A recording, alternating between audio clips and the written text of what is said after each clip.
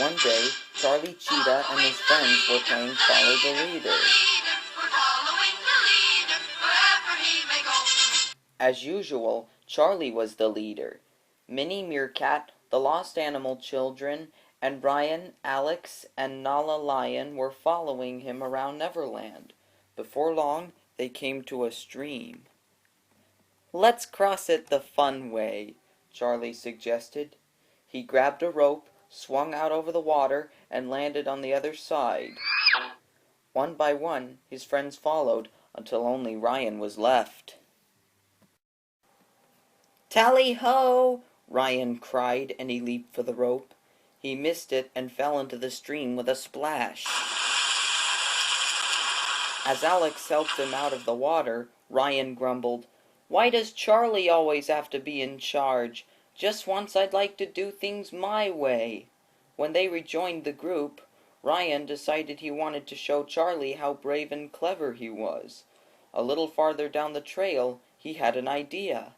"By Jove!" he cried. "I've got it!" "Got what?" asked Alex. Ryan said, "You'll see." He picked up Alex in his mouth, and together they slipped off into the forest. Ryan and Alex began to swim toward a pirate ship that was anchored in the harbor. But it wasn't just any ship, it was Captain Shere Khan's. He and Charlie Cheetah were sworn enemies. "Where are we going?" asked Alex. "To spy on Shere Khan," Ryan said excitedly. "We'll take the information back to Charlie." As the cubs reached Khan's ship, they heard a noise. "What's that?" asked Alex. Just then, a pair of beady eyes poked up out of the water. It was the crocodile. Once he'd swallowed an alarm clock, and now he always made a ticking sound. "Be careful," Ryan warned, but he didn't have to worry. Years ago, the crocodile had eaten some of Shere Khan's skin, and ever since, the tiger was the only animal he had chased. Ryan and Alex had just climbed over the side of the ship when they heard footsteps. Ryan spotted 2 mops and a bucket. He whispered to his brother, "Pretend you're washing the deck." A moment later, Tabaki, the first mate, a golden jackal, came around the corner. "Ahoy, mateys!" he called. "Can't say that I remember you, but whoever you are, you're doing a fine job." When Tabaki was gone, Ryan turned to Alex and said, "Come on, we've got some spying to do. I'm going to look for Khan." He found a telescope and climbed up the rigging. Tabaki walked by again. "Do you see anything?" he asked. A storm, actually," Ryan blurted out. "I should tell the captain," Tabaki replied. He hurried off. Ryan turned to Alex. "This is perfect. He'll lead us right to Shere Khan." They followed Tabaki at a safe distance and saw him enter a cabin. "Stand watch. I'll be right back," Ryan whispered to his brother. When Ryan peered through the porthole of the cabin, he saw Shere Khan. Unfortunately, the tiger also saw him. Unlike Tabaki, Khan could tell that Ryan was not a real pirate. "Spies!" thundered Khan. "Get them, Tabaki!" "We're doomed!" Alex cried. "Not necessarily," said Ryan. The first mate came scuttling out of the cabin.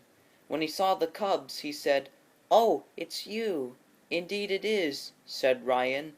"We've been checking the safety of the captain's quarters, and I must say that we're shocked. Why, spies could look through that porthole as easily as I did." Tabaki led the cubs inside. "What's the meaning of this?" Shere Khan demanded. The jackal stammered, They say they were checking on our safety, sir, and I must say they're hard workers. Just today I saw them swabbing the deck and standing lookout." The tiger looked Ryan straight in the eye.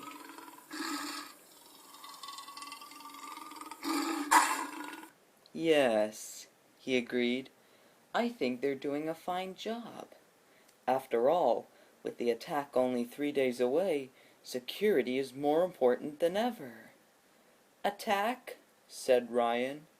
Con said, yes, on Charlie Cheetah's hideout. He turned to his first mate. Release them, Tobacco. We've got work to do. As soon as the cubs were outside, Ryan whispered to Alex, we have to warn Charlie. Quickly they climbed over the side of the ship and began swimming toward shore. Shere Khan laughed as he watched through his telescope. They'll lead us straight to Charlie, he said. Tobacco looked at Khan. You mean they really were spies? Of course, the tiger replied. They're some of Charlie's little friends. They don't know it, but now they're working for us. A short time later, Ryan and Alex reached the shore. My plan worked, Ryan cried. Wait till Charlie hears. Uh-oh, Alex said. I hear ticking, like a clock in a crocodile, like a clock in a crocodile that follows Shere Khan. The cubs looked at each other. Khan, they said, run! They scrambled up a hill, with Ryan leading the way. When he reached the top, he called, this way, Alex! But there was no answer. Alex? Ryan asked, looking over his shoulder. Shere Khan was standing at the bottom of the hill. Beside him, 2 pirates had Alex in their clutches. Keep going, Ryan, cried Alex. Don't stop. A few minutes later, Ryan burst into Charlie's hideout. Come quick, he yelled. Charlie, Nala, and the others gathered around him. Ryan told them what had happened to Alex and that Khan was planning to attack. Charlie shook his head. If Khan knew where I lived, why would he have followed you? I think it was a trick. He knew Alex and I weren't pirates? Asked Ryan. I'm afraid so, Charlie said. Ryan groaned. I've made a terrible mess of things. Will you help? Sure, I've got a plan, Charlie replied. Let's go. On the pirate ship, Tobacco tied Alex to a chair, while Khan tried to find out where the secret entrance to Charlie's hideout was. Just then, they heard a girl's voice say, Shere Khan? It was Nala. She was standing on the ship's plank. Watch the cub, Tobacco, Khan said. I'll be right back. As soon as Khan was gone, Ryan looked into the porthole.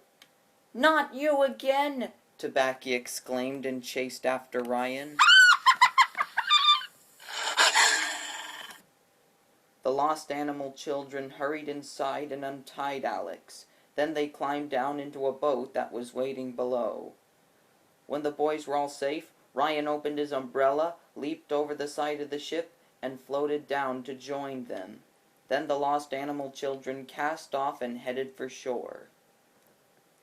Meanwhile, on the ship's plank, Shere Khan reached out to grab Nala. Suddenly, a tan-spotted blur streaked through the air and scooped her up. It was Charlie Cheetah. Blast you, Charlie! Khan cried. He lunged forward and fell overboard, snagging the plank with his claws. Tobacco! Khan cried as the crocodile circled below. Later that evening, Charlie and his friends sat in their hideout talking about the rescue. When Alex and I met Shere Khan, how did he know we weren't pirates? Asked Ryan. Pirates don't usually carry umbrellas, Charlie said, smiling. Everyone laughed. What an adventure they'd had.